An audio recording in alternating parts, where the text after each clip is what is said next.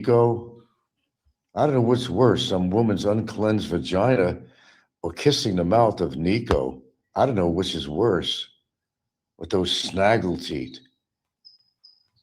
He spends money on so much shit on his lawn, but he won't go to the goddamn dentist. He's got VA and all this shit. He won't go to the damn dentist and fix those snaggle teeth of his. Yeah, I tune in here and there. You always doing thing on Ricky. And we got quite a few characters on here, new ones too, like Ray in the Philippines. God dang, I have to mention him again. Bacon grease. He flavors everything with bacon grease. And he's drunk every time he comes on the show. I swear to you, he looks like it reminds me of Barry. Well, they both have the Alabama accent. And they kind of look alike if you look at him. His mannerism, the fact that he's always fucking drinking and smoking. We got another, reincarnation of Barry. He's pushing baking grease now. You got to love them all. You have to love them all. Even you, Popeye. We got to love you, Popeye. Because nobody else will. I got a million of them. Anyway, Jim needs to have one an RPG up his fucking ass. Jimbo.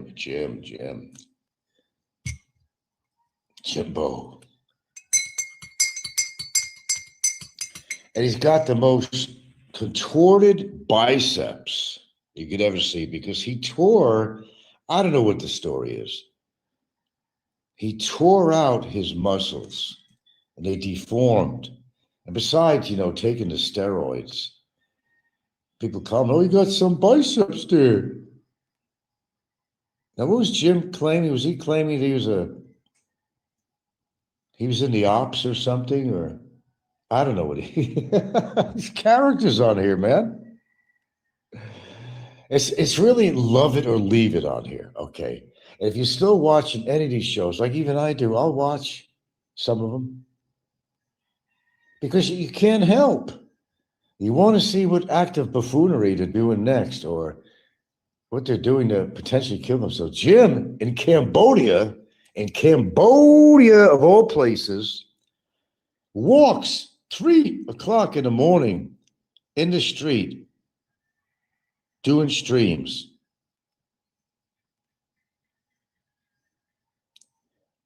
What kind of a knucklehead?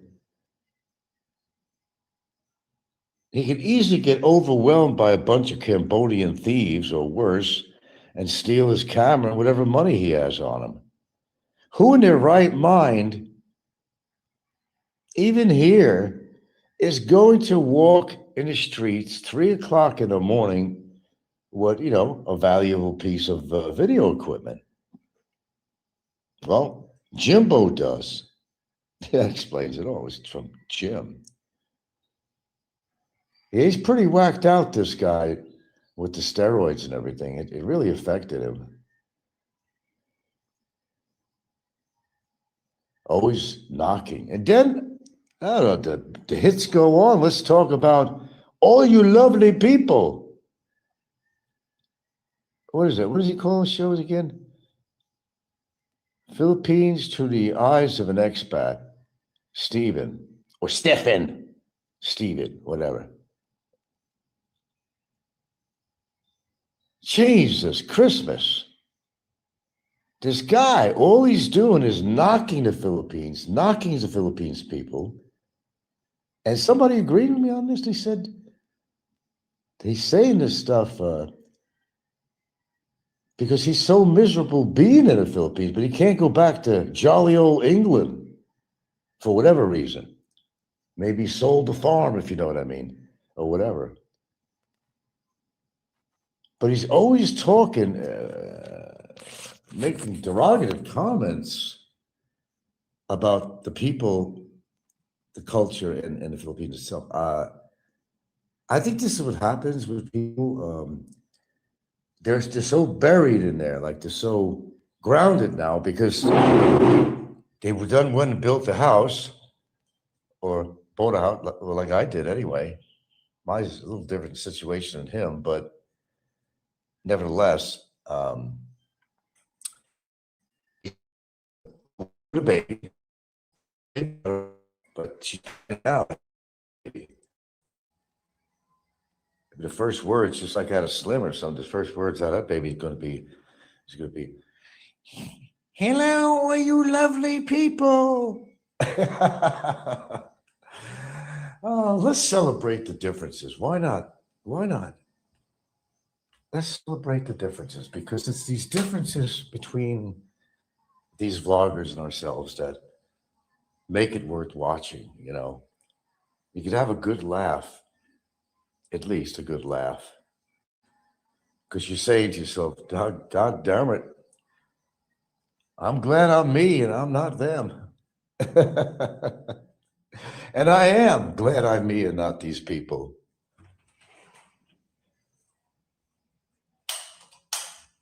Thank goodness for some miracles. Let's see, travel respect. Oh. On his videos, his post, he looks like he's thinking about something deep all the time. Philippines expat. Yeah, he's an awfully serious type of chap, isn't he? He doesn't go anywhere, though. I mean, he don't go anywhere. He walks around the property or outside the property. That's what he does.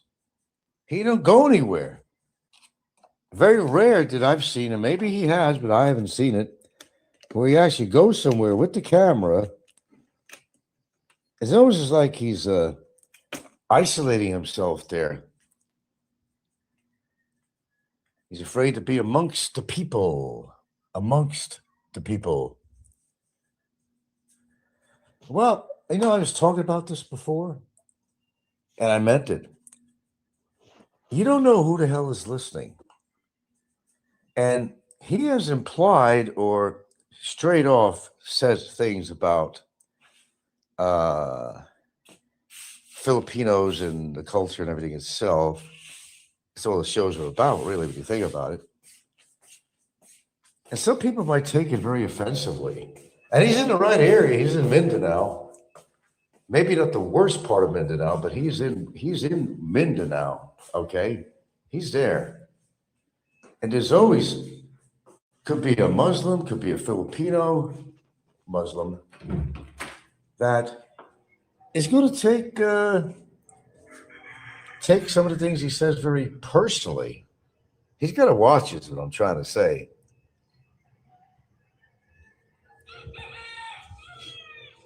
And there goes the chickens or roosters. It's a very overcast morning here today.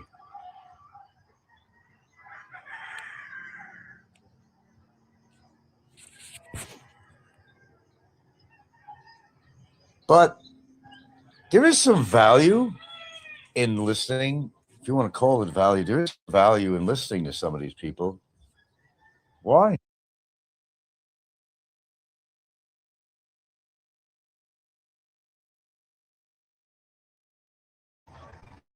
The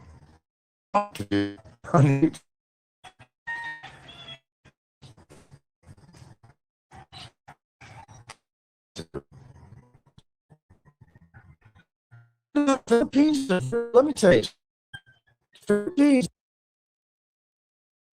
is a pretty volatile place. There's a lot of shit that's on here. I come out with truth on here. And, but of course, I'm going to give it the Midas touch, though. I mean, I'm not going to slam bang the Philippines. You got to live here, but Philippines could be a very volatile place. We don't play by the rules out here. They eat dogs to that. Yeah, they still do. I don't even want to think about it. I don't really.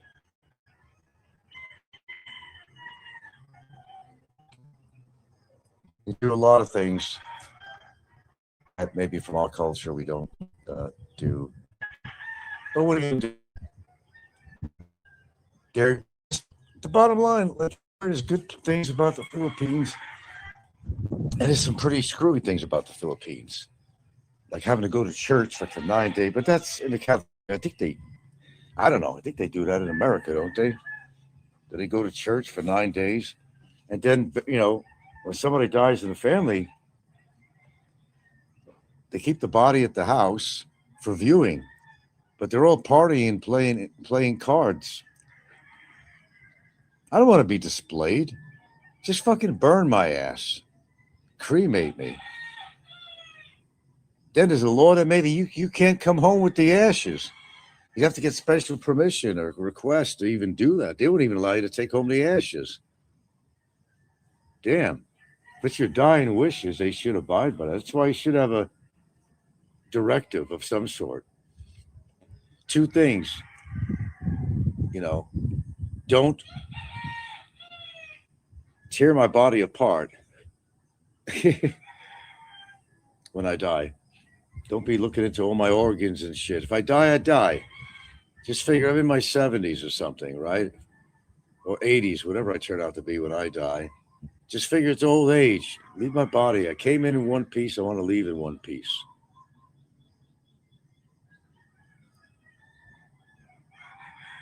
Don't need a fucking autopsy. And we should have our choices. In regards to our ashes. Not to make some kind of a restriction of some sort that, oh no, you can't take the ashes home. The hell they can't.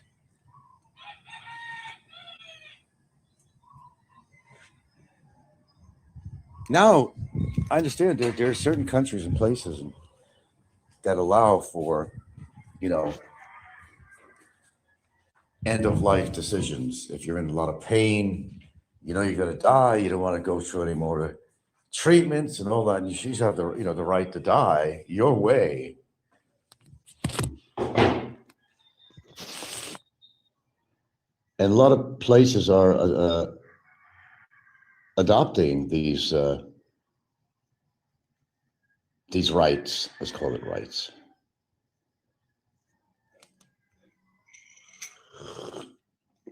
A little bit too hot. My tea, that is. I don't know.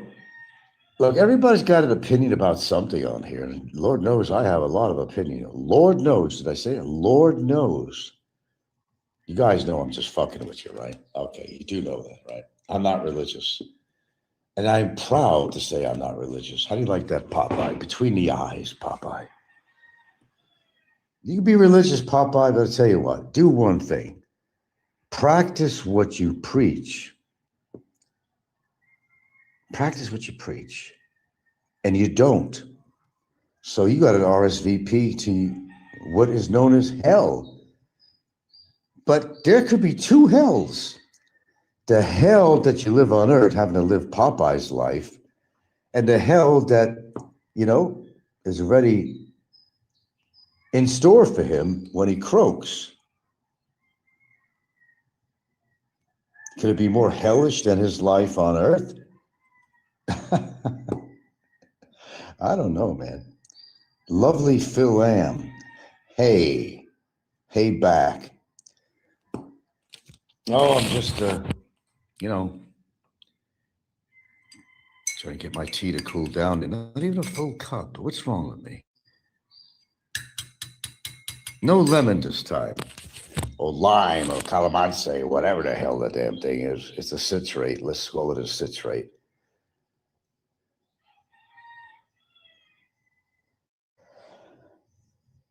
But what price to pay? I mean, to get more viewers like Slim. I mean, this is a serious subject. You got to see the comments on Slim's show.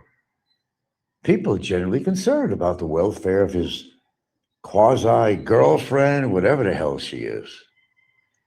And I'm beginning to think she's kind of goofy. She's laughing all the time. The giggle box. Doesn't take much to make her laugh. The choreographed hugging when he comes home. He actually took him out in the car yesterday. Yeah. Got them out of prison. Got him in the car. Did something. Not as special he does with his little Filipina extraneous girlfriends. Not as intense, but he got him out of the house. Then they're going to these little Colin Daddies with some shitty fucking food. And she's always hungry, but she doesn't gain weight. And Slim doesn't gain weight. The crap that he eats and the crap that he feeds his girlfriend, wife, or whatever she is. And the kid, the baby, little baby Bubba. A lot of people question themselves. They say, is this for real? Or is this some elaborate hoax? Is it actually everything choreographed? Well, whatever he's doing a good job of it because he's getting the bucks. He's getting the viewers. Popeye had a crush on my yads for many moons. What do you mean your yads? Who is yads to you? Oh yeah, Popeye would always kiss up the yads.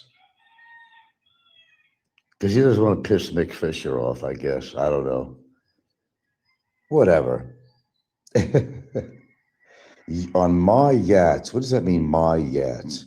Why is she your yachts? I never heard that name. Is it a Yiddish name or something? Yachts.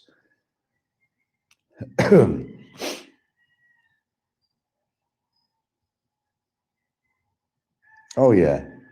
There were certain gals on here that Popeye would definitely kiss up to. He used to kiss up to, what's her name?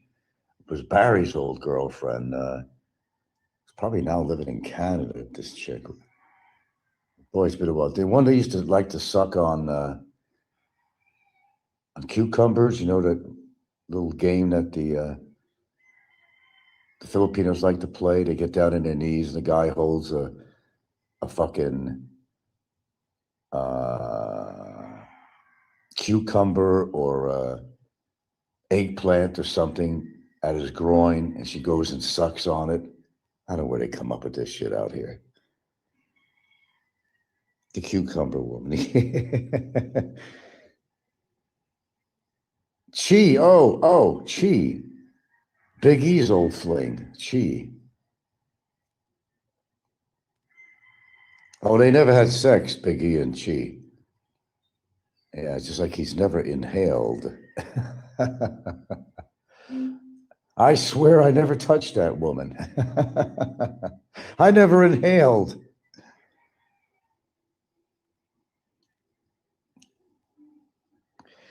You got to add some humor to all this because it is actually very humorous. When you think about it, it's all very humorous. To watch these people make total asswipes of themselves in an effort to, make the money on their show and get the views and subs and all that stuff, the clicks, all that shit, the algorithms. Lovely Phil Lamp says, Big E grew up with a silver spoon in his mouth. Yes, I know, Newport Beach. I know.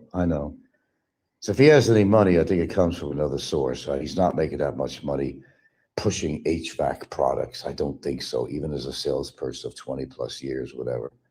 I'm sure he makes decent money, but I don't think the source of his money is coming from his work and doing these little dissertations,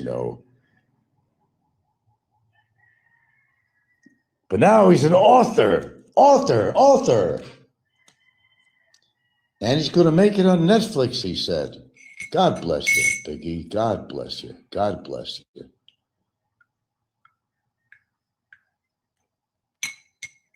God bless them all. No, he's not self-made. That's pretty obvious to me. It doesn't take a lot of thinking about that.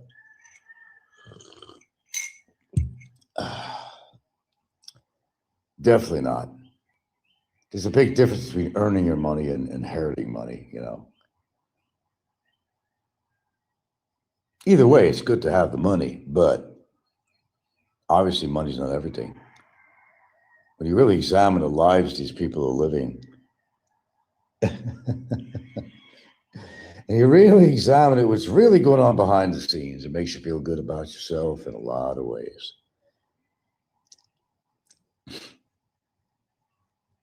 But the show ain't about him. I'm not going to give him even the credit of talking about him. So we'll move on with him. We already know what this guy's all about. He's behind a lot of devious things here on YouTube when it comes regards to me, for one. Like, I don't know that. I'm that stupid.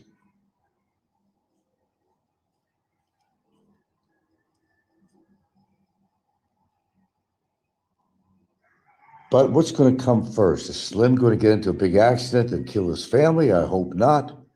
Maybe it is a good thing. Maybe she's afraid to go out in the car with him, knowing he's had 3 accidents already that we know of.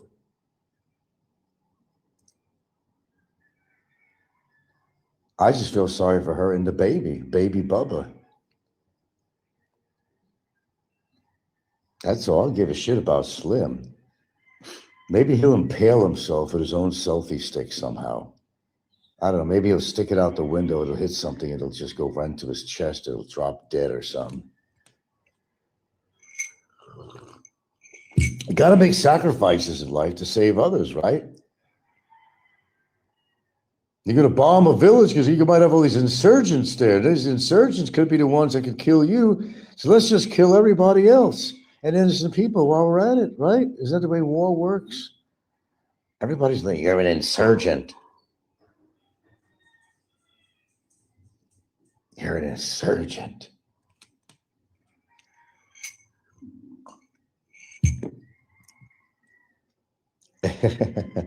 Hey, Billings Flying Circuit. Thanks for the thumbs up there. Yeah, we're in a jovial mood this morning. Why not? I woke up to a new morning. Simple as that. Simple as that. Nothing complicated about it.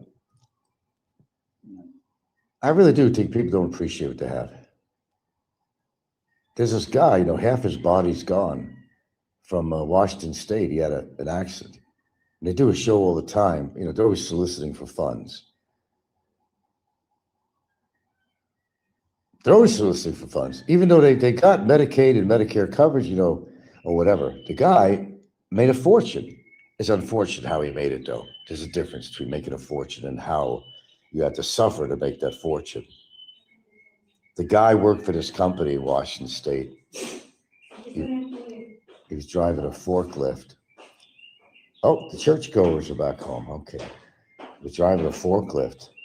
And it wasn't too experienced on it. And the little road or little bridge or whatever he was on, I don't know, something was on there or something, and it caused the forklift to tip over. And unfortunately, I don't know how that worked. Somehow it tipped over on him or something and pretty much cut his body in half, and he survived. He has a colostomy bag outside of his body. He has no legs. And one arm, I think. And he's surviving. The will to survive. He's surviving. Very harsh. In the Philippines, offending religious feelings is a blasphemy, law-related offense in Article 133 of the Revised Penal Code, where it is called offending the religious feelings. Yeah, let's see them enforce that one. Hey, I have a right to believe or not. Nobody's taking that right away from me. What's good for you is good for you. What's good for me is good for me. It may not be good for you. But nobody's taking that right away from me. Everything's disappearing in the world. Freedom of speech is long gone. Nobody can say anything anymore without offending somebody. Somebody's going to get offended by something you say. There isn't much you could say anymore that doesn't actually offend somebody. Somebody. Isn't that the truth? even offending a Muslim is against. Oh yeah, I can see that.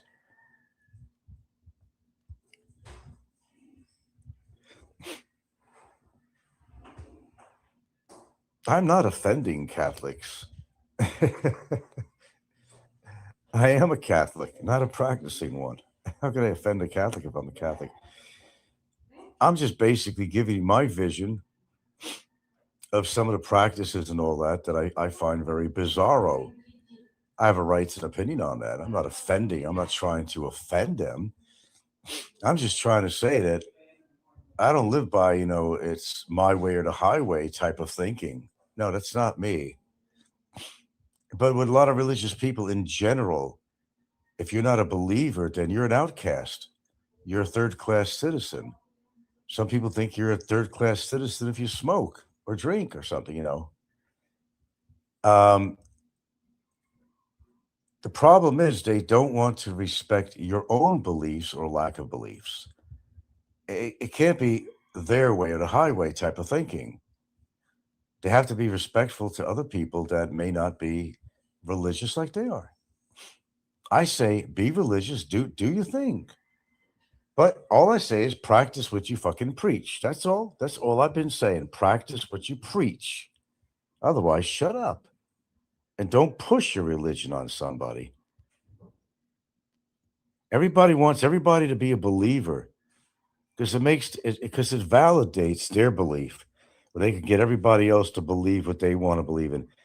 Because I don't think they're totally validated in their own beliefs, to tell you the truth. But they want to feel validated to believe in what they believe in.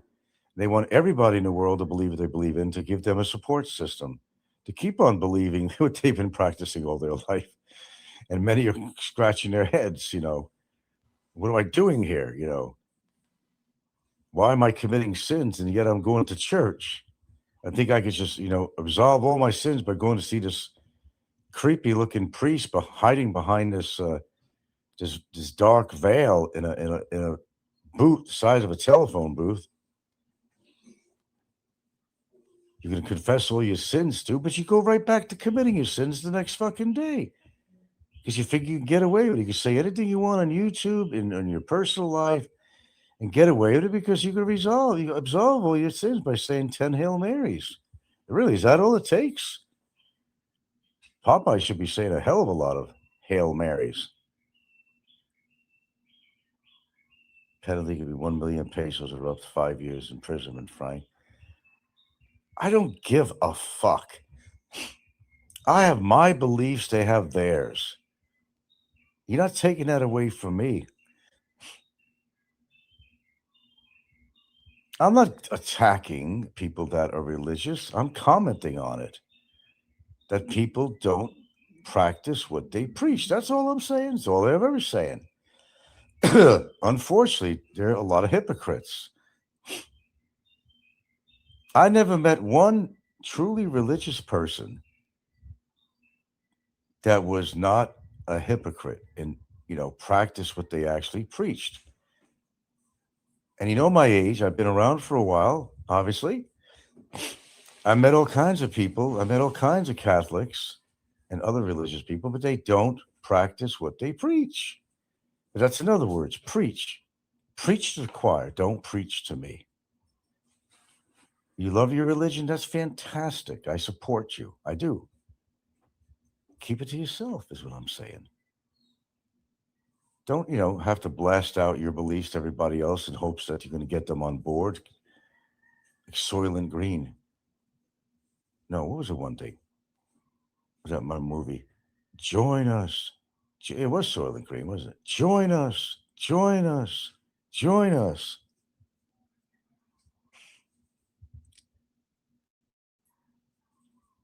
Like Groucho Marx and Woody Allen said, I'm never going to join a club that'll have me as a member.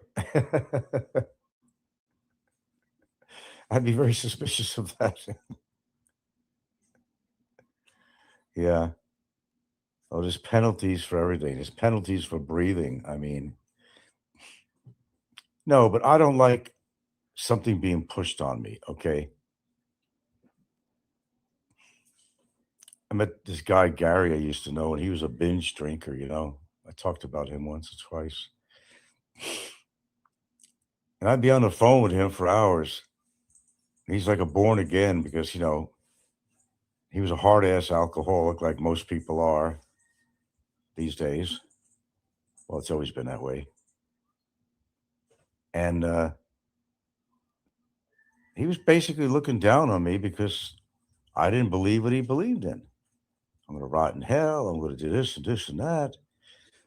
Look, I don't care what people believe in, as long as they don't hurt anybody and as long as they're happy and they can believe in anything they want. They can believe in anything they want. That's fine.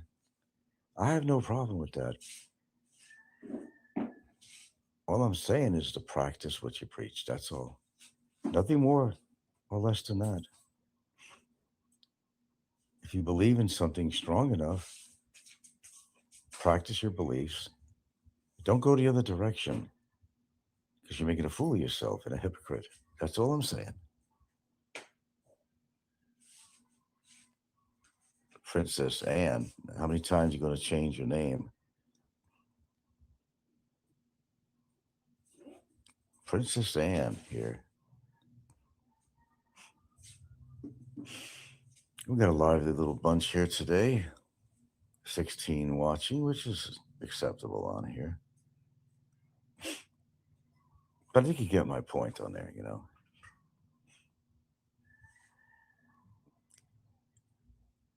But there's so much ignorance going on. Like Jimbo will go out there and he's going to lift weights and do all these things supposedly good for his body. But he chews tobacco. He takes steroids for 20 years. Like I said, I'd be impressed with somebody who built up some muscle tone the old fashioned way, not to take some chemical steroids, a biological, a hormone to artificially increase the muscles because that's what it's doing. I'd be proud to say, hey, look, I gained a little muscle. I did it by hard work and not by chemistry. So I don't admire people like that get it the artificial way. Be genuine.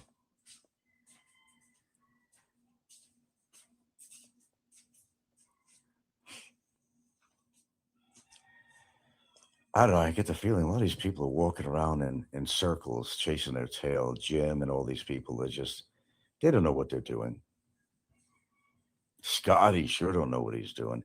Scotty's leaving Angeles City because there's been too much trouble for him down there. If you've been following him, he's always getting himself into trouble with his mouth or with his camera. It's like these people, they have no direction. How do you go on in life if you don't have any direction in life? You don't know where you're going to go next, what you're going to do next. You don't settle down. Maybe you can't afford to settle down. People living like a saddle tramp, and living in backpacker establishments. And all they do is walk around with their fucking camera, focusing on lady boys and women of the night. That's their life. And I think it's sad. Scotty Boy ain't all there anyway.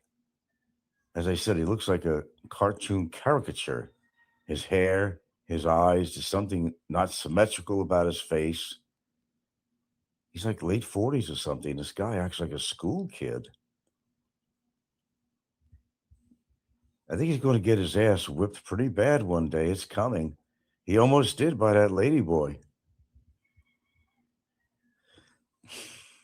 Anyway, it's supposed to be the deadline for Trump, whatever, they're supposed to release all these Epstein files. And Trump is going to be fighting against that. Absolutely, he's going to be fighting against it. He'll find a way. Trump put himself in an extraordinary position of power by threats. Some people are afraid to get in his way. He's like a D9 dozer.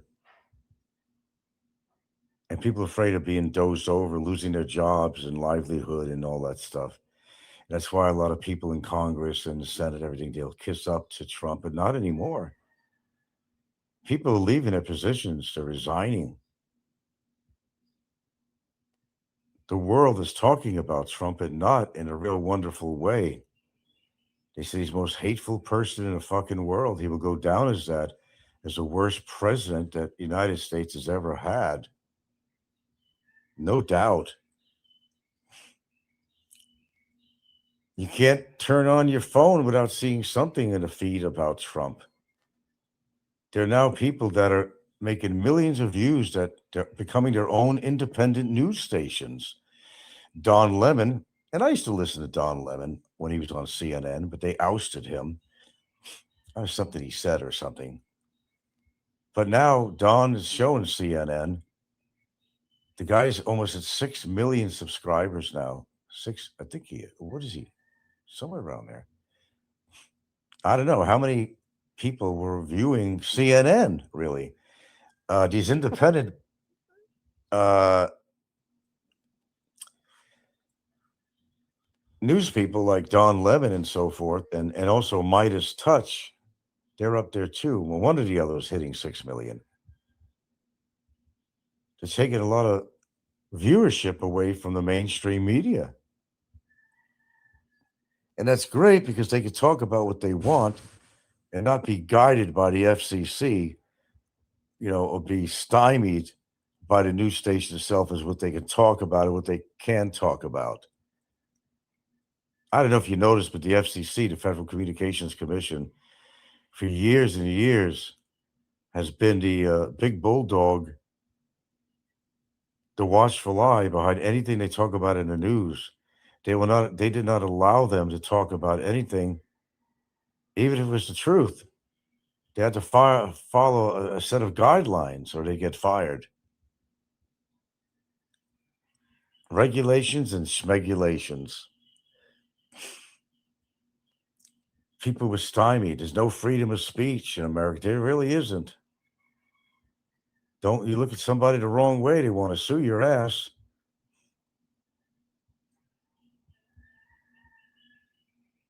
So you're better off wearing sunglasses. They don't know if you're looking at them. They'll find a reason to bring you to court.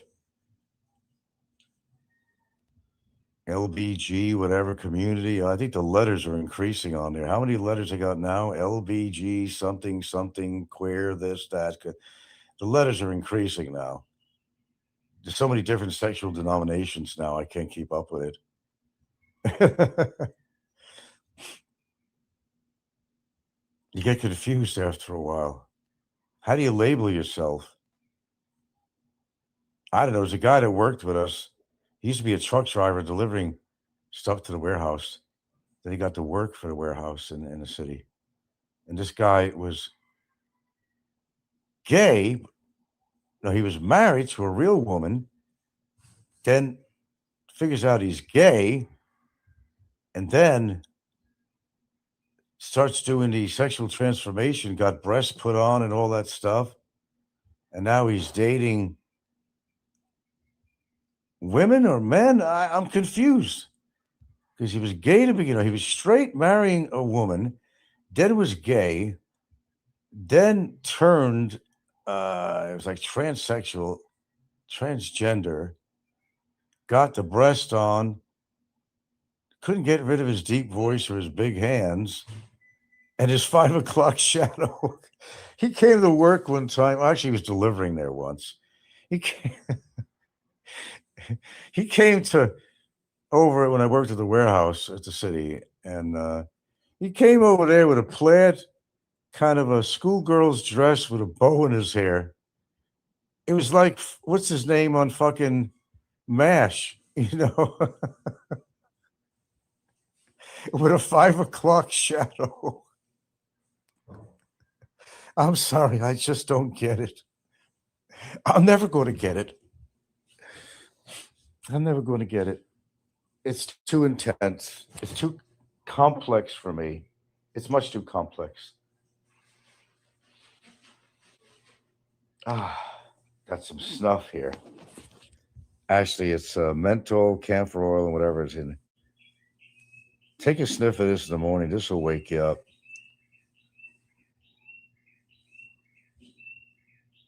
Little snuff. Frank, when can we purchase the autobiography? Autobiography? What are you trying to say, Hamager? Autobiography. Okay, here's the facts. You should be able to believe what you want to believe in. Just respect other people for what they do if they're not hurting anybody, okay? That's it. It's not really complicated. Just to let people know, I'm not uh, against people because they're religious at all. It's just not my thing. That's all. I have my choices in life. They should respect my choice. That's all I'm saying. But they don't. But I say, if you're going to say you were this or you were that, well, at least practice. Okay, if you're a psychiatrist or something, practice being a psychiatrist. Don't start teaching, you know, anatomy. Don't start teaching physics.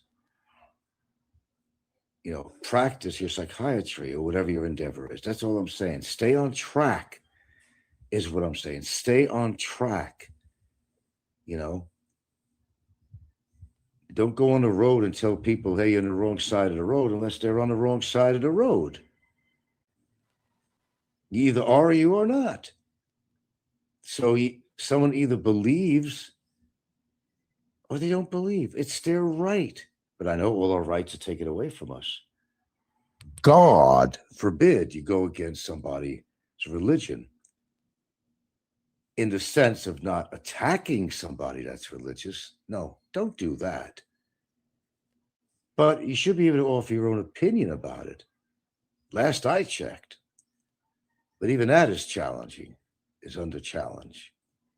You don't have to believe, you don't have to do any of that. Purchase the autobiography. Shit, I could write a book. Well, I did a booklet. Does that count? I wrote a booklet.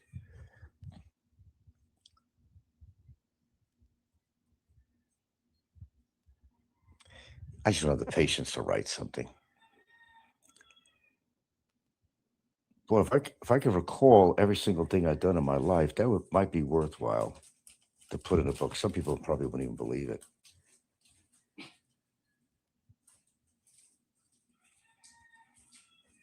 Probably wouldn't.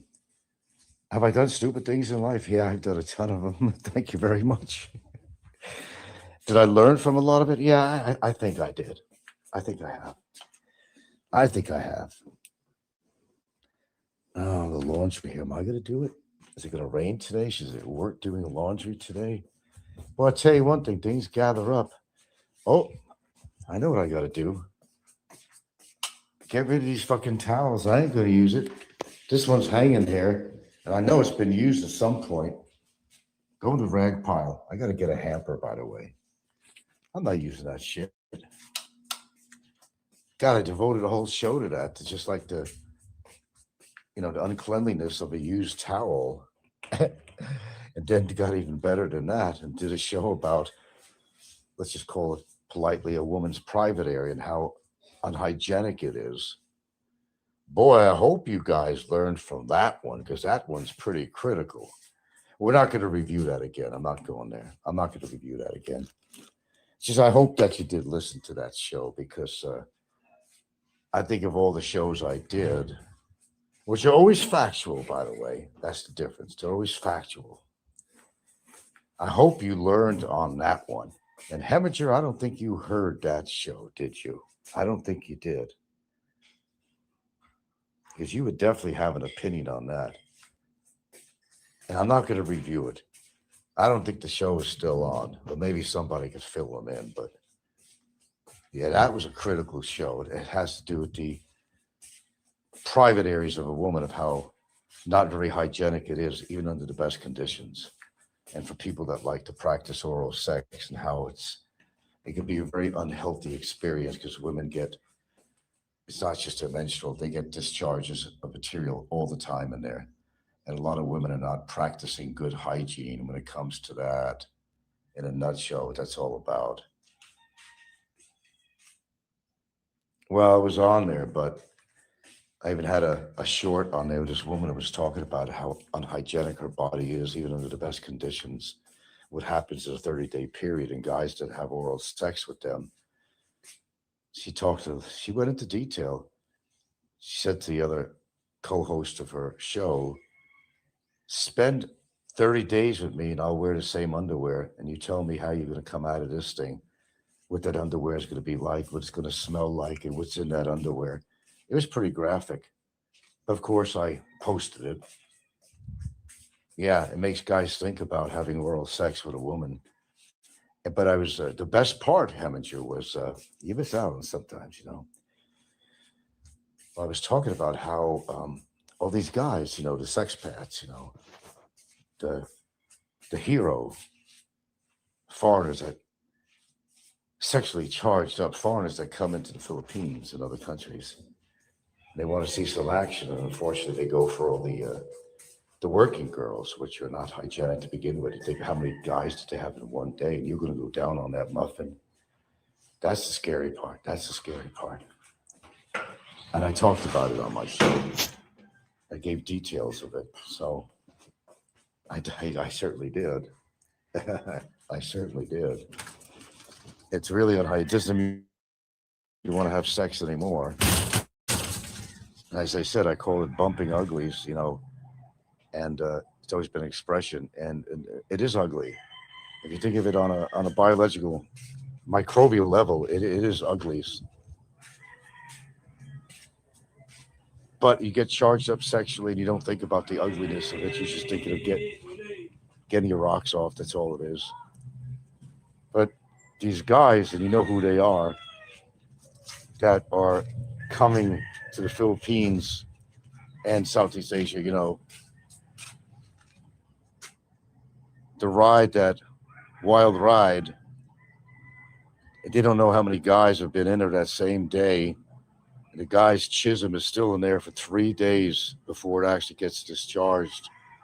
And you're going down on that muffin or dipping your dipstick in that muffin with the guy's gist in there, not to mention all the bacteria in there because the woman was not very clean. She didn't practice any good hygiene with douches and all that stuff. These guys have no clue what they're getting into. Travel says, did you see regular guy's last show? I'm surprised he gets away with what he does. Honestly, he was banned for. I heard that. I forgot, what did he do this time? I know. Purposely or an accident, I don't know. Some woman exposed her breast on the show or something, walking in the street or something to him. He claims that he didn't see that or something like that. Is that what it was?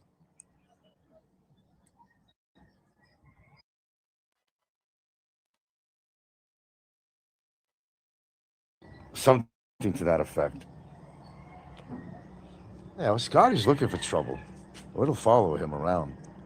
It's because what he does, he puts himself in positions where he's going to get in trouble. Same as Jim, the same as Slim, the same as Steven, all these people, Ricky, all of them. Yeah, that's what it was. I didn't see it. I don't regularly go to regular guy. He's actually should have a different title. It's be called irregular guy. Guy is just too bizarre. It's too bizarre.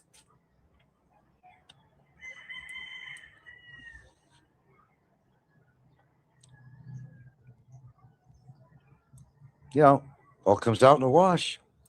It always does. Always does. Their behavior just to try to get the people, to please the people and do shows on what they want to see. Well, it all catches up to them after a while. They start pushing the envelope too much. They push and push, and they wind up doing things that in order to get these viewers. But what they do to get them, like Vitali, what do you think happened with Vitali? He was extreme, of course, but that's what happened with Vitali and that Johnny Somali guy, right? What happened with Johnny Somali? We don't hear him in the news anymore. What finally happened to Johnny Somali? You don't hear anything on Johnny Somali. I mean, what's with that? I'd be curious to know. Some people think they could just get away with anything on here, but that's not the case, and you guys know that. It's just a matter of time. It's not if, it's actually when. Travel Learn Repeat says, how did Stinky Pinky get in the Philippines, Johnny, because he don't travel much. He says he doesn't like the Philippines at all. But he likes it to have traveled there many times and to get a woman pregnant. First, he was sort of not, uh, you know, expressing his feelings about the woman. Didn't sound like he loved her, but now he loves her and everything else. He's trying to get her to the United States. But I tell you what, with Trump's policies now, they're making it harder for a Filipino, any foreigner, to come into the United States anymore. He's fooling himself. They're all fooling themselves when you think about it.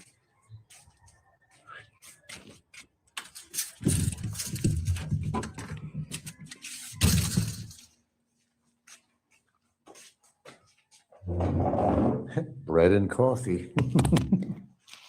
Not me. Stinky Pinky. Yeah. Stinky, I come on here and I wear sunglasses and stuff. I always did. It's kind of my shtick, but this guy wears, I don't know, the gaudiest looking sunglasses. His hair is always unbrushed, and he's hiding something behind those glasses. He's hiding something in there. He doesn't have an audience, really. There's a few people that watch him now and then. Now, all of a sudden, he's proud that he's going to be a father.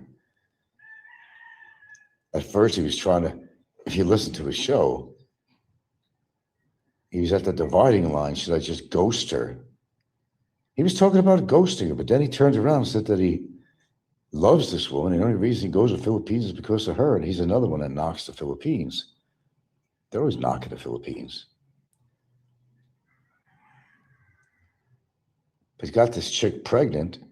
I don't know, find a woman that'll actually have sex with this guy. I wonder what she looks like.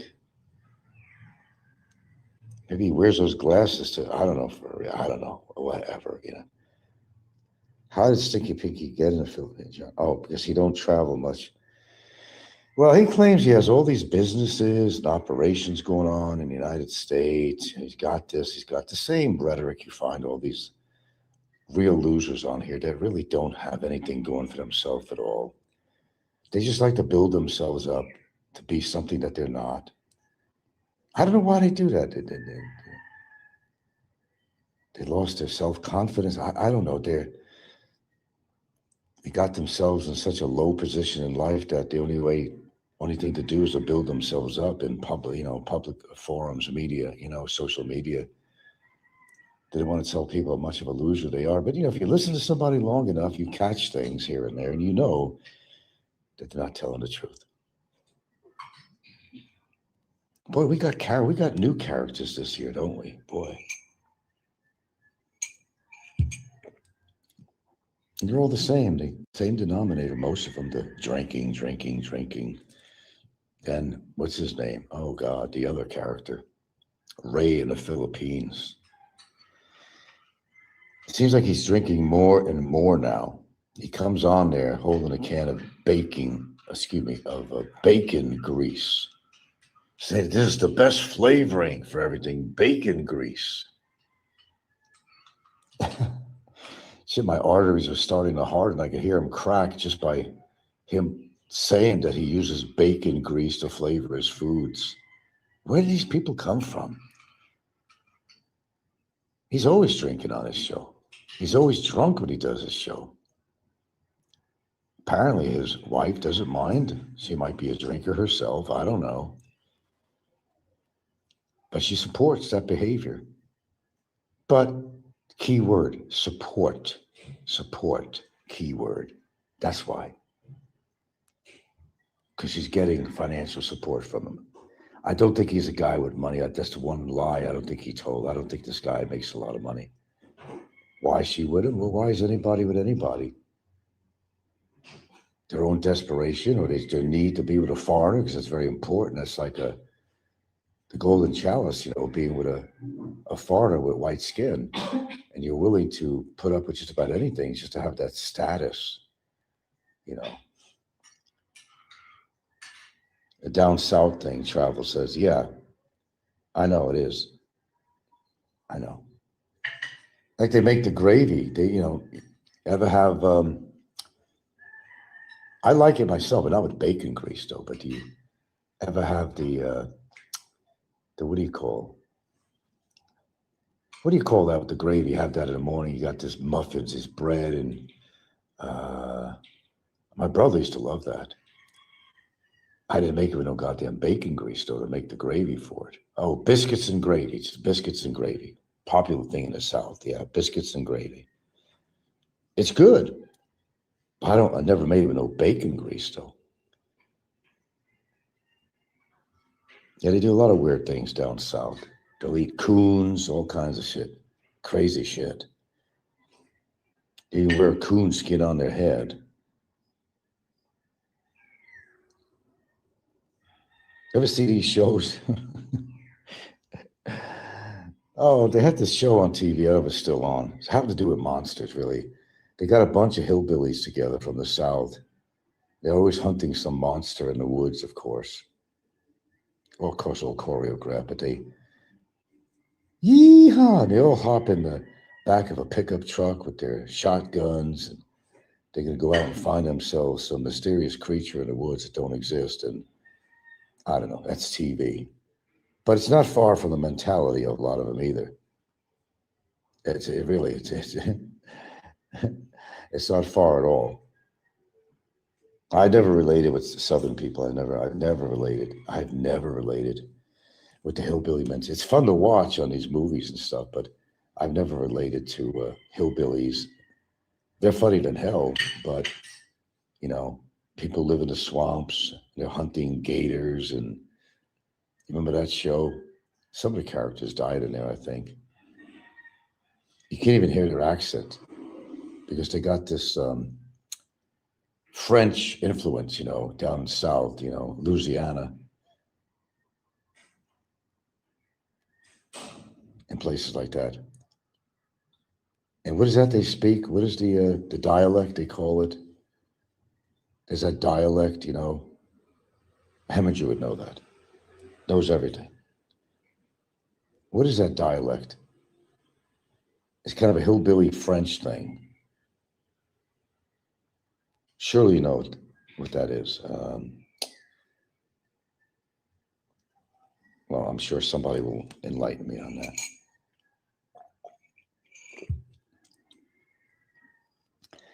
That was a crazy show. I barely ever watched it though.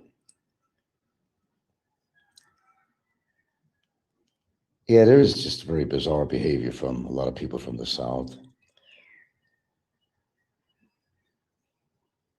I enjoyed watching Deliverance though.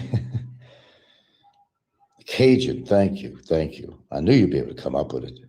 Cajun, right? Cajun. I could hardly understand them when they talk.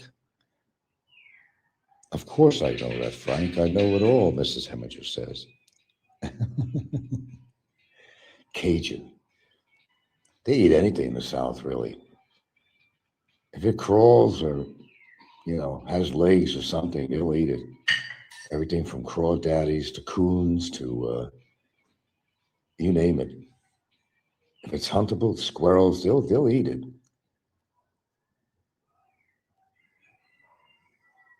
Not me. Shit, they'll even eat roadkill if the pickings are slim. Their basic attitude, there's nothing wrong with fresh roadkill.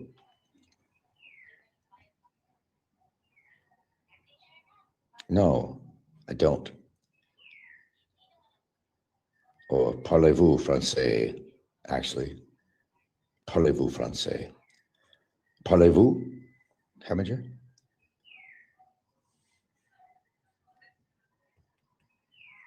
Never got into the French culture. I don't know. I couldn't relate to the French culture at all. I don't know what about so special about the French culture. I have no clue. They don't make any foods that are renowned. I don't know. It's supposed to be something about the French cuisine, but I don't know or aware of any special food. Maybe their croissants are known for their croissants. What else are they known for? Pepe Le Pew? They're known for Pepe Le Pew.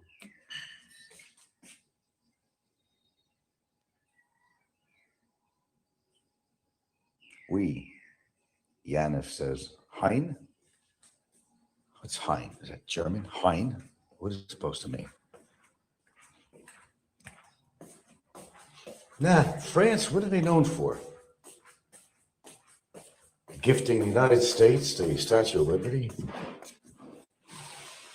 I don't know. What are they known for? The Eiffel Tower? No.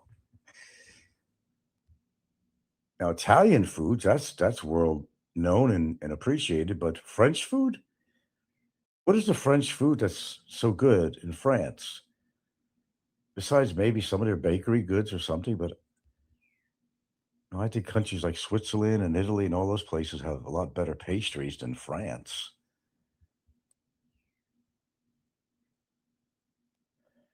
Frank, you're not very cultured. I know quite a bit about the world. Well, I'm not a well traveled person to begin with, but I can read and learn, Heminger. Give me some credit. I know about a lot of things. I think that I didn't go to school for.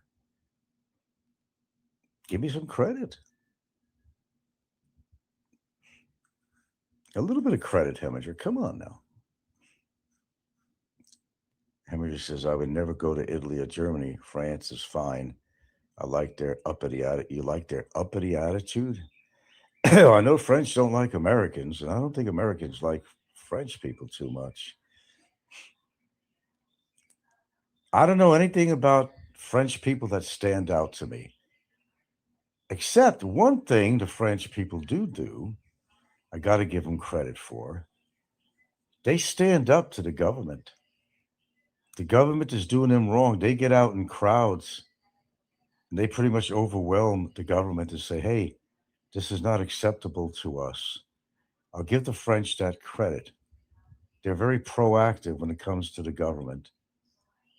I got to give them that much. No, I'd be curious to go to Italy. That's my ancestry, of course. Germany? Eh, Germany. I don't forget the World War. I don't forget Hitler, but they moved on, hopefully. It's good. It's interesting how people can move on, and that's a good thing. Japan moved on. They had war with, United States, Germany did, but people moved on. And they look back and they know what wrong they did and they know what right they did. They're now able to differentiate between what happened historically. Their exalted leader, Hitler, they know all the wrong he done with the concentration camps, the killing and everything.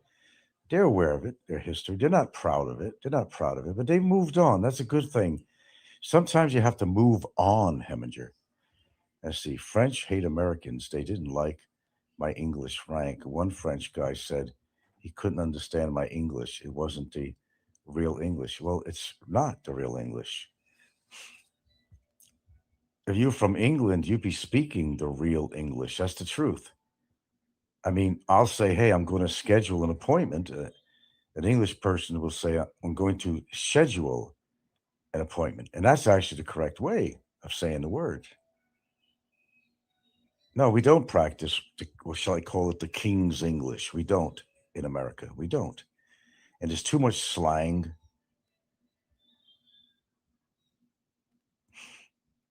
No, we don't. And some more than others can barely speak English, even though they were born in America.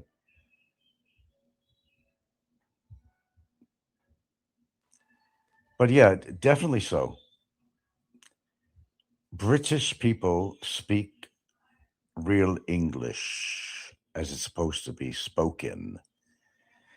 Heminger, apparently they only understand British English. Americans speak too fast and with an accent. Most French had trouble understanding you. Well, everybody doesn't understand you, Mrs. Heminger. I could tell French in general don't like Americans, though. It's true what they say. They got some lovely French women there, though. But no, they are uppity. I've always seen French as being uppity. You're right about that. I think the world sees them that way. They think they're better than thou. France would never be a place I wouldn't want to go there. I have no all these songs about to make France sound so romantic. Paris in the springtime, I hear it's so divine. It's Paris in the springtime. I find it very sublime. That may not be the exact wording, but it's mine. But it showed these couples from America and all that standing and posing in front of the Eiffel Tower. It's supposed to be so romantic in France. Sit there and have a glass of wine and a loaf of bread. I enjoy the British people. Oh, British are wonderful, man. Most of them. They got their own very unusual sense of humor. Some of it is very dry humor, but uh, I like their sense of humor. Yeah, I wouldn't want to live out there. Miss Hammond says Scotland is great, Frank. I love British, especially Scottish. French are uppity, but I don't care. I like their culture too. Okay. Oh, yeah, Scotland. Yeah. You take the high road and I'll take the low road. And what is that? The rest of it. I'll be in there before ye. You like all those interesting musicians? The bagpipes. Oh, that's irritating, man. I can't listen to the bagpipes. Oh, no, no, no, no, no, no, no, no, no. I think the Scottish are just I don't know, they're just an extension of Irish people, really. Did they somehow intermix historically or something and they ventured off into their own country or something? The Scottish and the Irish, they're pretty close culturally, aren't they? Now, of course, not being a world traveler, but Frank, you couldn't. I know I probably couldn't. You couldn't handle the French. I know some French, and I don't care if they're arrogant. It doesn't bother me, but you wouldn't be able to handle it at all. Probably not. British is easy mode for everyone. Yeah, I agree. I agree. Frank, you would do best in Scotland. I don't think you could handle French. No, I couldn't. You're not traveled enough and have the temperament. I can't handle people I could handle people far worse than French. No, Ireland and Scotland never mixed. Oh, used to wonder about that culturally. Ah, they all got light skin, light eyes, and red hair. I don't know. That's something in common. And neither one of the countries gets enough sun. Well, let me see. Do they get a lot of? Well, I know. Well, yeah, in Britain, I mean England itself. I know that it's always very gloomy, very gloomy,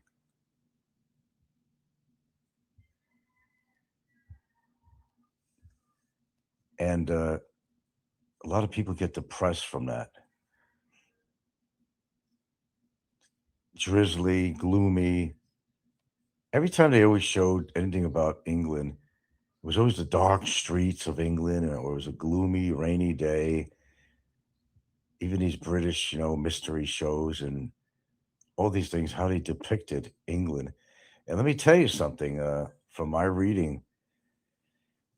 Of course, I think they still use a lot of coal there, but there was a time, and I'm sure you noticed, Mrs. Hemringer, because you know everything. When they were using coal, it was killing people. When there was like an inversion layer in the weather, it used to keep all the pollution down at a very low street level. People were getting asthma, all kinds of lung disease.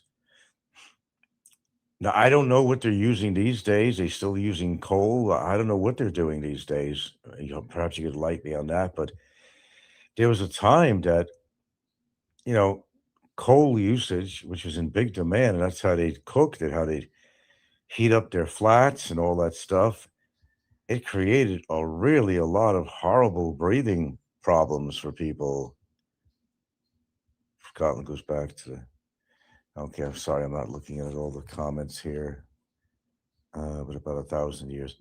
They have a union going back like with 1,000 years, but as far as I know, they didn't intermix. I believe Scotland goes back to the 700s. Acid rain, yeah, yeah, yeah. I used to get a free car wash with acid rain. No, I couldn't live in that environment, you know. My allergies and probably my lungs. I mean, look, I go to Cebu and I come back sick all the time. Well, most of the time. I come back with either headaches from or my allergies are acting up just for a short trip to Cebu. It doesn't take much at all.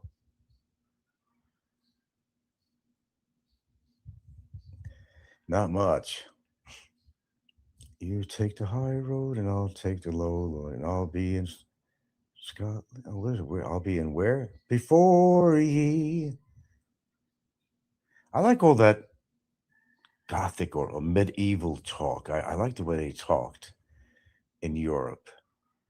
Ye, use words like ye and what else? I kind of like that. But you know what? I'm sure you noticed too, Heminger. The dialect in England can be so radically different according to your class.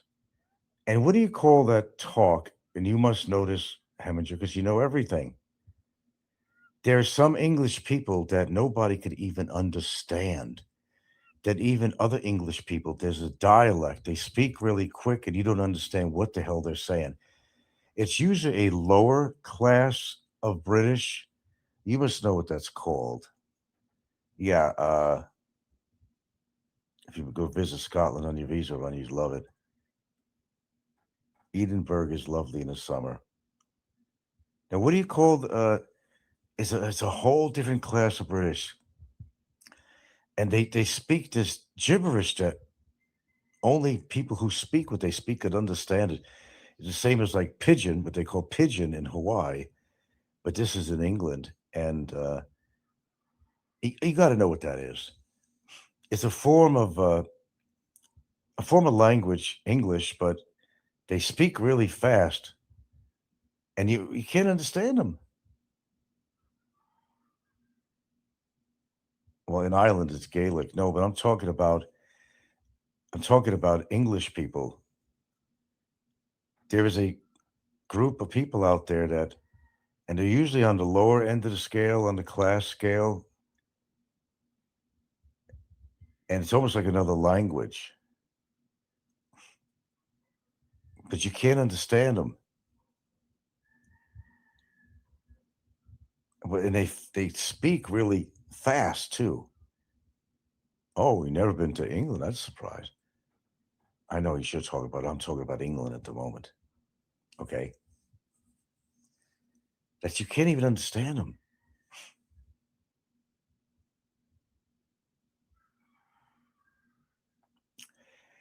I don't recall what that is.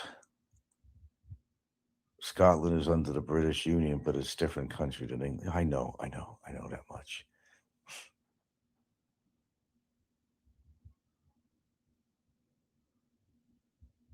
It's just amazing, even here in the Philippines, that they understand each other at all. Because how many dialects do they have in the Philippines? I heard it was a shitload of dialects. If you go to Baguio, they speak really good English because the settlers there were, I think, well, let me see, Spanish basically came in, but what was the story in Baguio? What is the language in Baguio? Uh, it's not obviously Bisaya. It's not Tagalog. I forgot what they call that in Baguio. But I will tell you that if you go to Baguio, which I did, they all understand English very well. You have no problem there. No problem there. I wouldn't want to live there, but they all understand good English and speak good English in Baguio. The settlers came in. Was it the British that came in? Or was it strictly the Spanish that colonized? I'm not a history buff, you know. It's not cultural enough for you, huh? Mrs. Hemmer, you don't study history in the Philippines. Yeah, there's something to Baguio, yeah. I just didn't find it an interesting enough place. There wasn't anything that was much interesting to see there. You know, unless you're one of these people that like to do the typical tourist thing and just go to the parks. And I found some of the parks to be very beautiful, but I was very touristy. I'm not like, you know, your average tourista, but some of them are very nice parks. And then when they start doing things like creating an artificial lake and they have rides on there, you go on this, you know, they paddle you around this tiny little pond. That's all it is in the midtown in Baguio is this tiny little pond. Most Cebuanos have Chinese ancestry in their blood. Then you have the type that has a Spanish ancestry. There's a combo there. A lot of them don't even know their history. They really don't know their lineage, really. A lot of them don't. But there's so many different languages and dialects in the Philippines. Heaven says millions of Chinese came in the 1500s as workers, especially in Cebu. Most people don't realize most Filipinos have a mix. I always said that have a mix of Chinese blood in the Visayas. I think also Manila, but more so Visayas. Oh, don't forget the Spanish influence too, Heminger.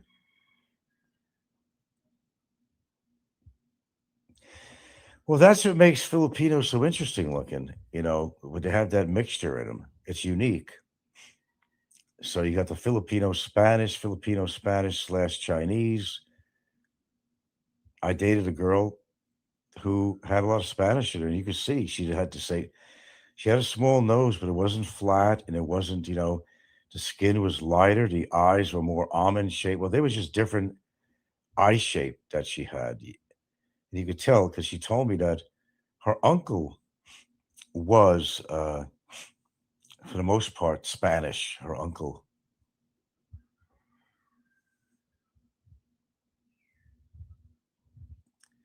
I don't think a lot of Filipinos really understand their ancestry or never bother to really research the family tree and all that stuff. I don't think so. The average person doesn't do that. Look, a lot of the last names are Hispanic names, you know, Rodriguez, all kinds of different names, you know. Some of them sound Italian. The average Cebuano has a few percent of Chinese and a few percent of Spanish blood. The typical. Some have almost none, and some have a lot. Well, how about the indigenous people in the mountains and stuff? The real native Filipinos. A lot of them got their own language too, and their own complete different culture. What they practice. They get married at 12 years old.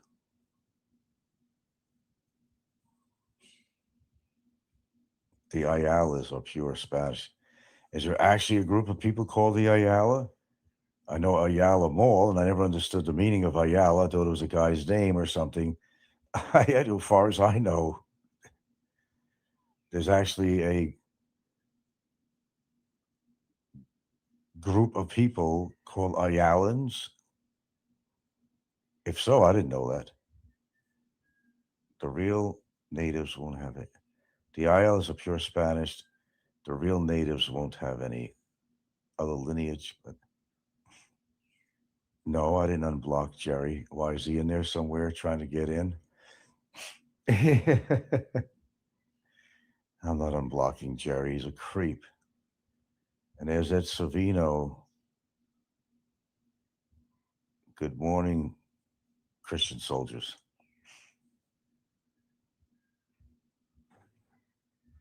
Now we'll do the potpourri of subjects on here as usual.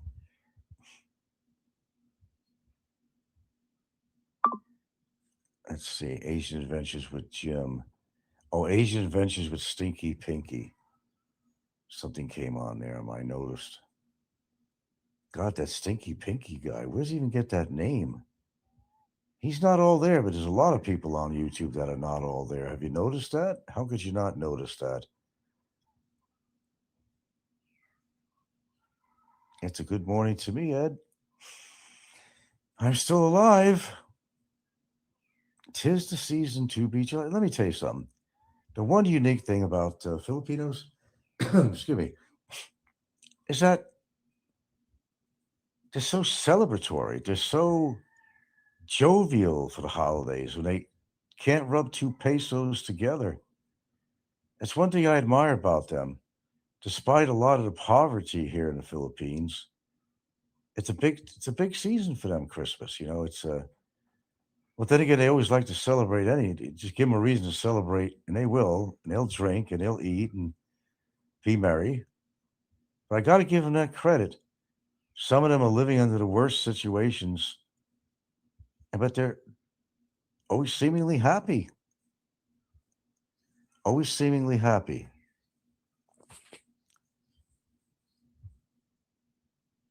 I got to give them that credit. Playing music all the time, maybe that's what keeps them happy. Drinking, which a lot of them do. Let's face it. Come on, let's be real. Not a knockdown. It's just a fact.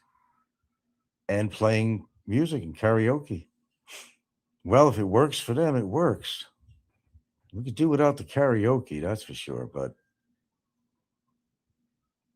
I said I don't go to those things anyway. I can't listen to it. It's too loud. I don't want to damage my good ear, number one. And it's too irritating. They could turn that volume down about 10,000 notches. And why do you got to have it so loud? That's the question I always had. Why so loud? And most of these people are only 15 to 20 feet from the goddamn speakers. They can't hear. They can't hear the music. They can't hear the singing unless it's like at 200 fucking decibel levels. Makes me wonder how many have hearing problems. No, I don't want any more hearing problems. I'm trying to preserve what I have.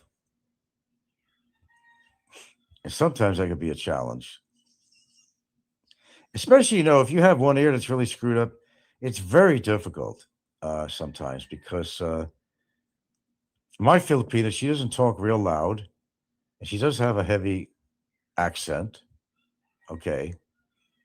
And more than most, she speaks good English. She's not fluent, but she speaks good English. People were knocking her saying she speaks good English, but a lot of it broken. But and sometimes she gets a nosebleed. The expression over trying to find the right words in English, because after all, she's Filipina. She's not American. I don't hold that against her. She's doing the best she can. It's not her first language. Is he on here right now, Heminger? Jerry?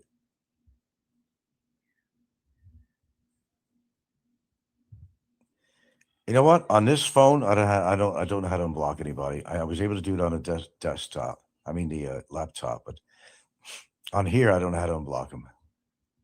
I don't want anyway.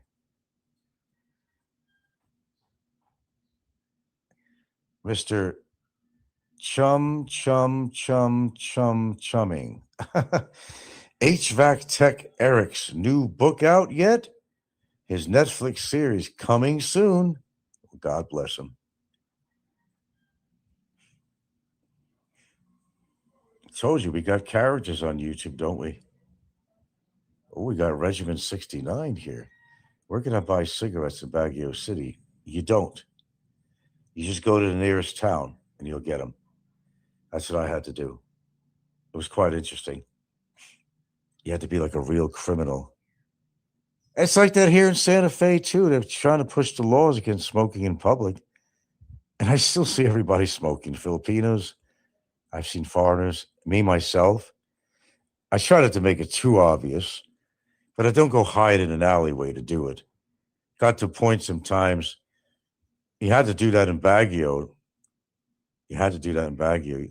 Hide like a real criminal I told you that story was so funny. It's like trying to find drugs, street drugs. I was in Baguio. I was running low on smokes. I see these young Filipino guys. Hey man, we're gonna get some cigarettes, man. You gotta be careful. Talk to them on the side. And right away, they ran across the street. Of course, they made a little profit on it, but it was like buying drugs on the street, like it's a real bad street drug. You had to hide in dark corners.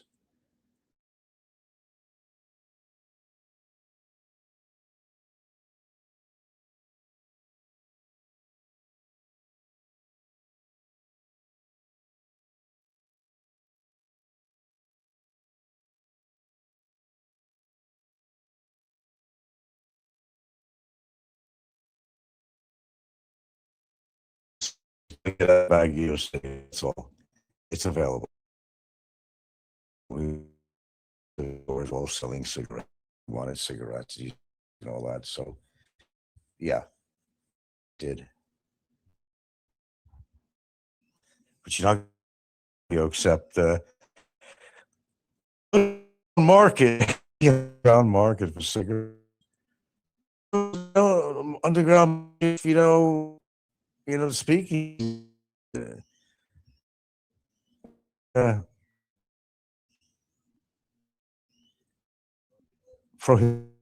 prohibition was going on in the United States. There was a market for something. You always get what you want. He's got extra.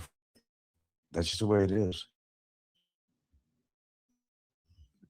He was a car salesman 5 years now. He's in see. I don't really care.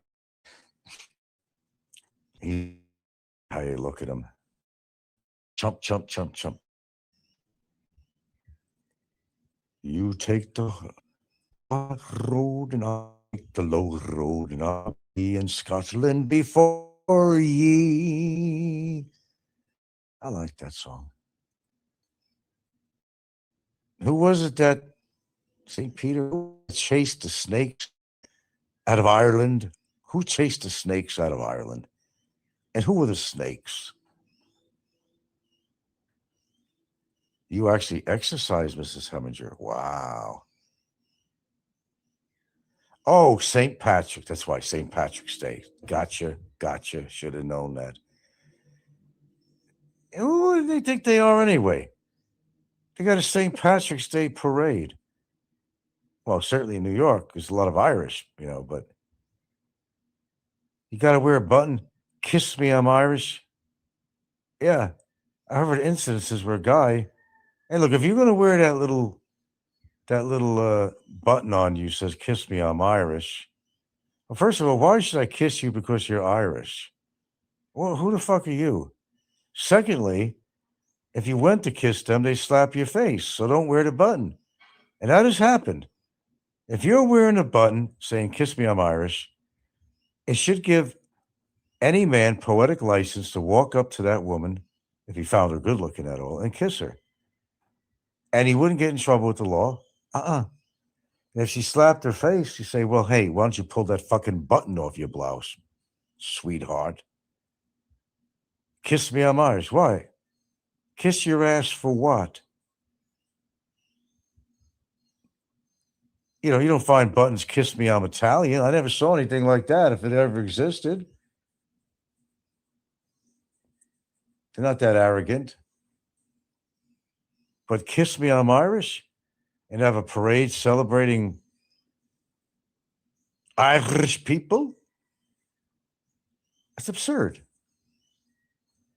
Fake Heidel, wannabe gay clown Heminger. Regiment, it's Toodles. Toodles, my God, you people. All right, I'm not going to be on any much longer here. Okay. Popeye's got to do his, finish up with his simulcast. And the biggest day of the year for Popeye is going to be toward Christmas when he does his Popeye special about Barry's incarceration. He got to give him something to go, but Popeye needs something to look forward to, whether it's me or Barry's incarceration or something. I don't know. Go figure, man. Oh man, we talked about some good shit this morning. That's enough. I gotta go. I gotta get something to eat or something. Okay. Nice talking to y'all. Have a good day. And what else? I'd like to end it with something witty, but I can't think of any.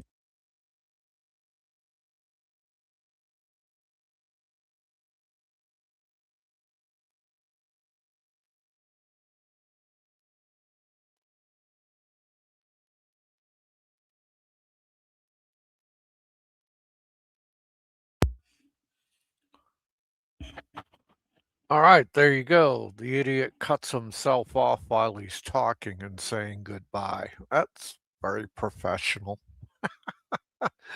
Ah, how's everybody doing today?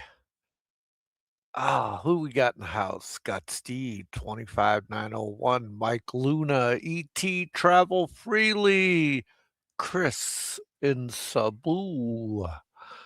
Yeah, we got all the regulars here tonight. Definitely. We got Raven Knight. Yeah, it's good to see all you guys. I hope all is going well. So, what do you say?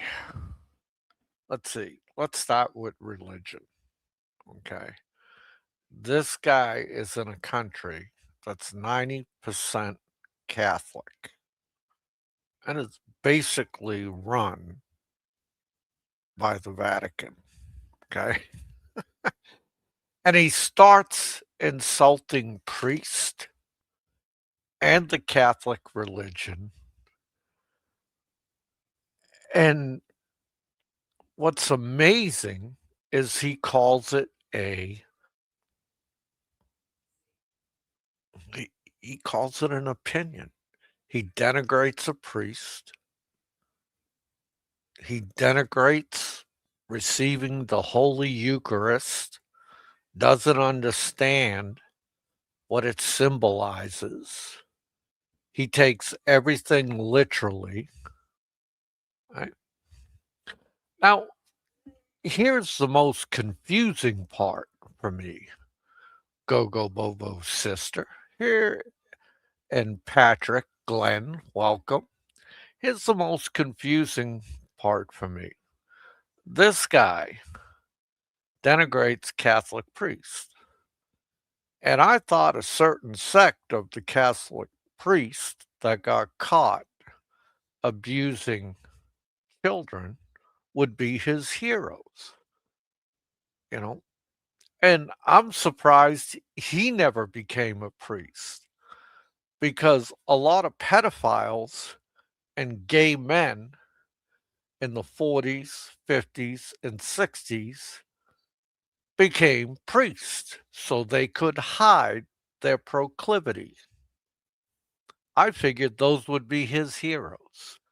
I mean, he does like it when an 8-year-old boy sits on his lap and he gets to sing a song about another man's fucking penis. Am I not correct? I mean, and here's what's so funny. This guy claims to have a bachelor's degree, and he can't even remember going through catechism and learning about receiving the Holy Eucharist. He knows literally nothing about Catholicism. Now, am I upset that he denigrated priest? Am I upset that he denigrated Catholic religion? No. Okay.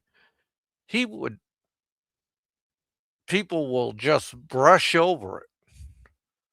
But here's the problem with it. He's in a country that religiously practices Catholicism. His girlfriend, whom he says he loves, practices Catholicism. Now he's sitting there live on YouTube doing this and saying he loves his girlfriend or his caregiver, whatever you want to call her. If you love somebody, you don't denigrate what they practice, you accept it. At worst, you tolerate it. Right? And what's even funnier, when he starts talking about confession. A priest is nothing but a conduit to God. In order to have God present, which goes with just about every Christian Judeo religion, there must be two or more present. Right? So I hope he paid attention to what I said here.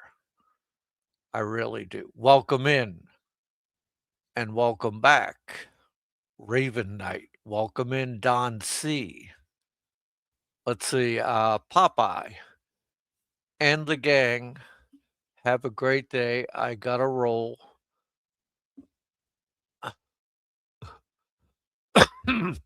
And buy some squid. I'll listen to it all later and comment. Keep up the good fight. Frail needs to go. Definitely. Thank you, Raven Knight. Uh, let's see.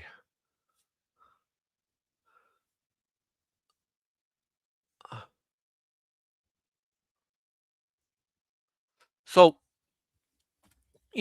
there's where he stands. And he has the nerve.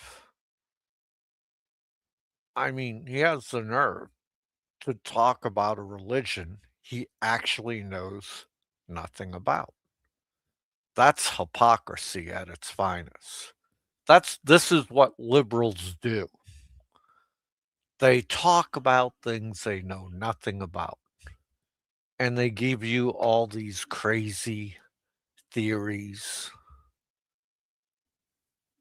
and they insult, they put down. But yet, liberals and Democrats, they're supposed to be the party of tolerance.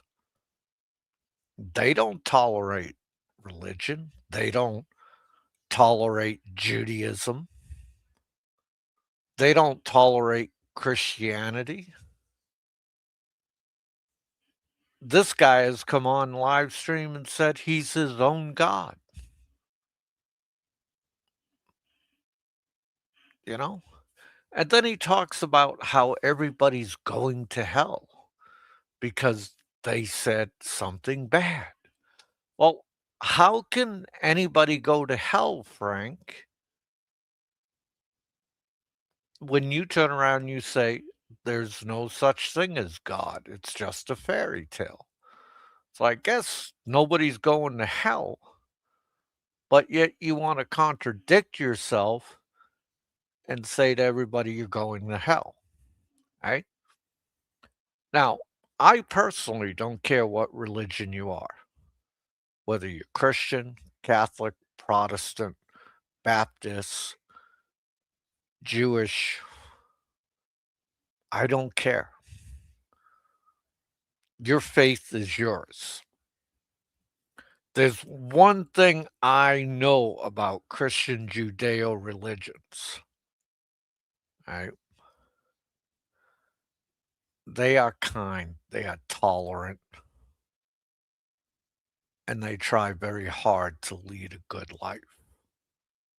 Right? And listen to him. He can't even let the Irish have their slogan, "Kiss me, I'm Irish." He knows nothing of the background of that slogan. Just, well, it's time to insult something. This is what narcissists do.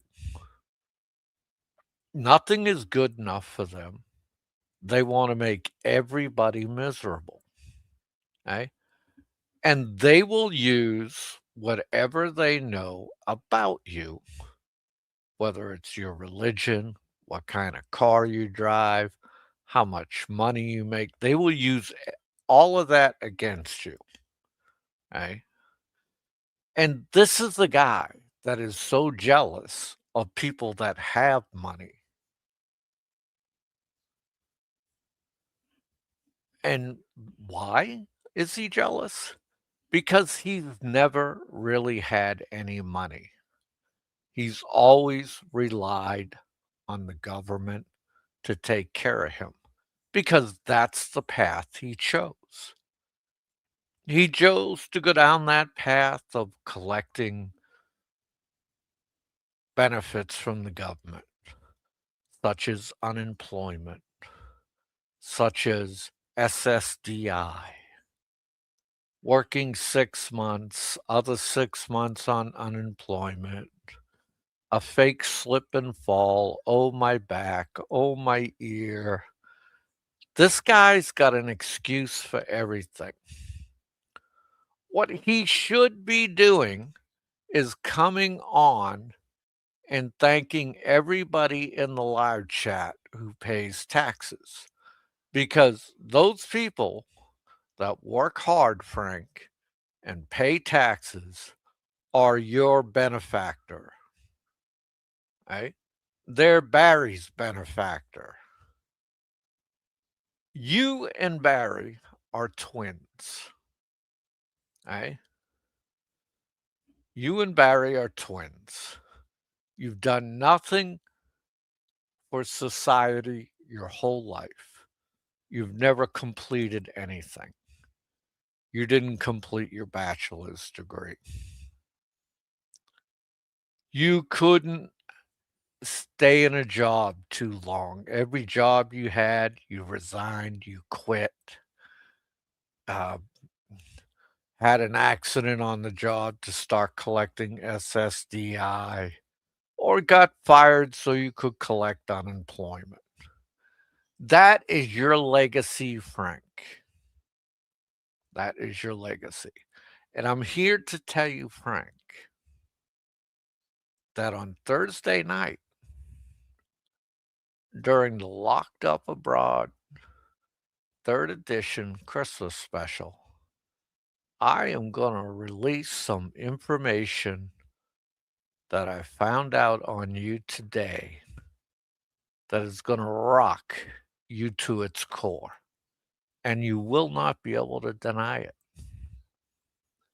Okay? And I got this information straight from Manila Immigration. So make sure you tune in that night and I will release that information. And I have new information on our boy Barry that I will release Thursday night. Okay. So it'll be my gift giving to you two criminals who've been a burden to the taxpayer your whole life.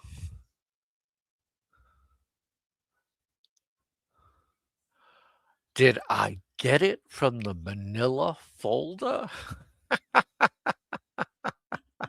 Could be. Could be, Steve. Could be.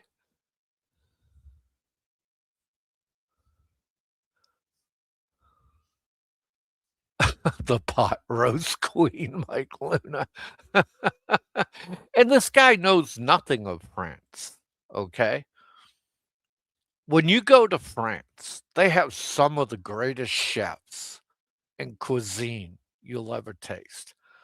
I have been 1982, I was fortunate enough that my ship pulled into Nice, France, and I got to go to Paris. Okay? And yes, they have croissants. They are famous for creme brulee. Okay. And actually, the people that make the best creme brulee are the French Vietnamese. And you can get that in Da Nang or Ho Chi Minh City if you go to Vietnam. Right? Yes, French fries, what they call pommes frites. I mean, this guy couldn't even remember biscuits and fucking gravy. How fucking sad can you get? Good old fashioned shit on a shingle. He couldn't remember Cajun or Creole. Okay. There is another place you could get fine French cuisine. Is there in Louisiana, in New Orleans. Okay. Yes, you have Cajun, you have Creole people. Okay. It is a mix. Okay. These are the things that make America great. Pardon the expression.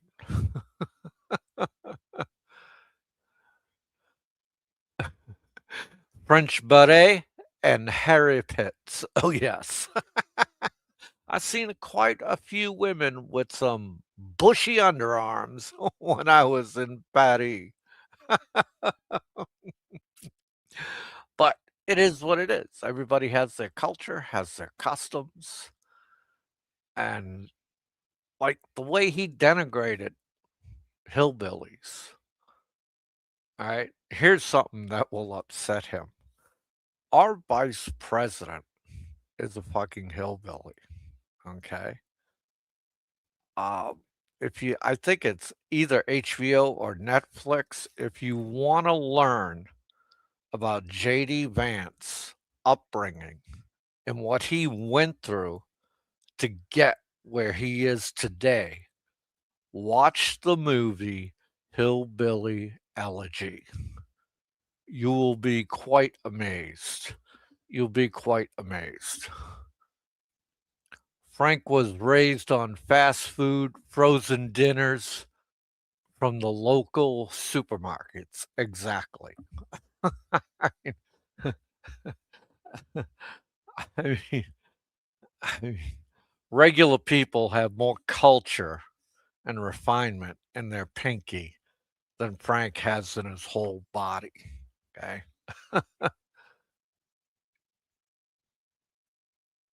JD Vance after 3 name changes. uh, let's see.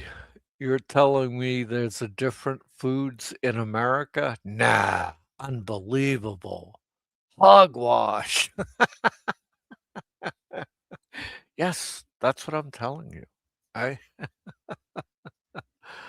oh, oh, I thought that book was about bad reaction to goldenrod.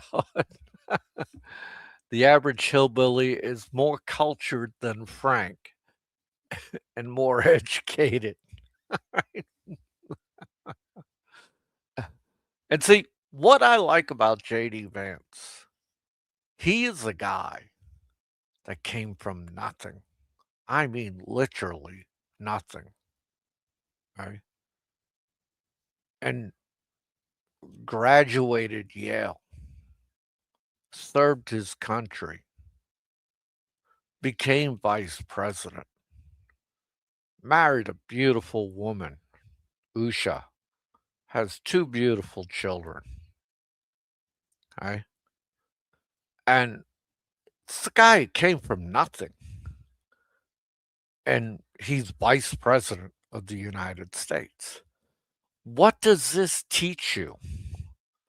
This teaches you with hard work and keeping your nose to the grindstone, you can accomplish anything.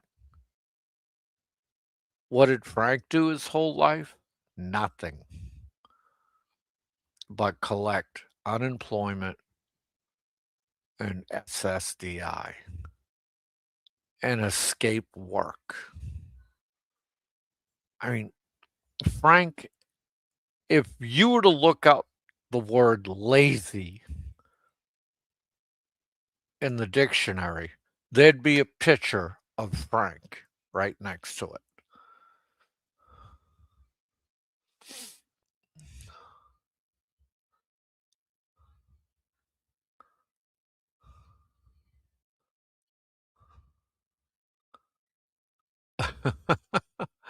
uh, there's another American that lives on a microwave oven, LOL.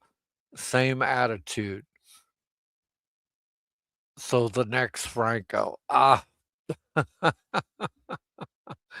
Well, I mean, drinking tea in the morning. Dude, be a man. Have a cup of coffee so that way when you go into the head, you take a shit really quickly and cleanly and nicely. Okay? Uh, I guess coffee's too expensive for him. He'd rather drink something that women like to drink. Tea, okay? And then he turns around, speaking of Gilda,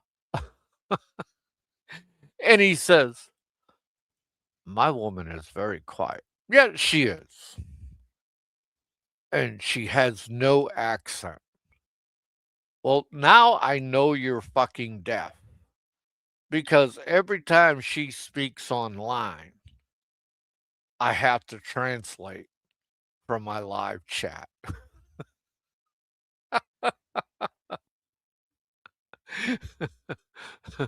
I put her words, her voice through AI chat, and it come up with no known dialect.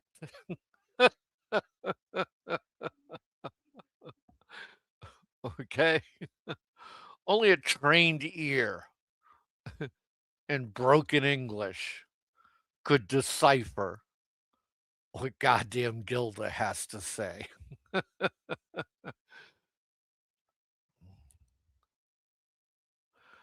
That is very true, Mr. Tux. That is very true. Frank drank World War II Blako Flake coffee, and Filipinos passed it off on Japanese.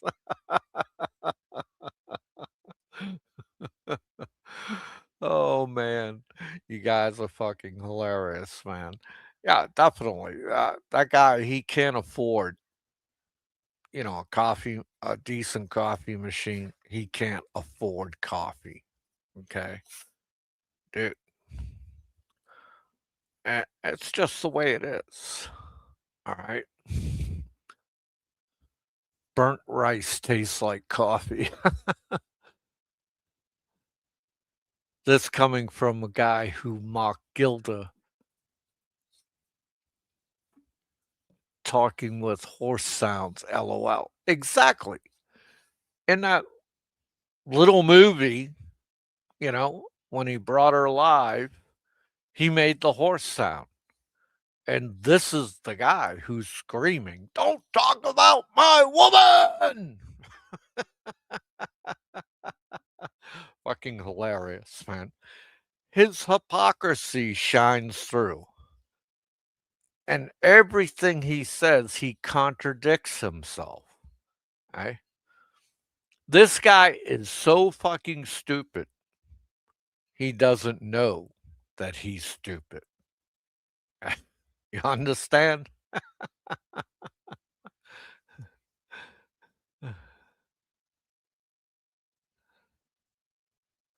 Oh, dude, he could even get some Nescafe instant fucking coffee, which is a lot cheaper, man. It tastes pretty fucking nasty, but once that caffeine gets through your system, your bowels will fucking move pretty quickly. Endless hours of our pocket entertainment. What an artist. But, you know, these are the things I see. And he just keeps going. Right? But I will tell him tonight, Frank, your time is coming to an end. It's getting closer. Eh? It's getting closer. We know the bank account is just about dry. Okay. All right, Frank, remember, pretty soon you're not going to be able to fill that white envelope anymore. Okay. That's all I'll say for now. So, guys, this is Popeye 1. I'm out of here. Have a good night.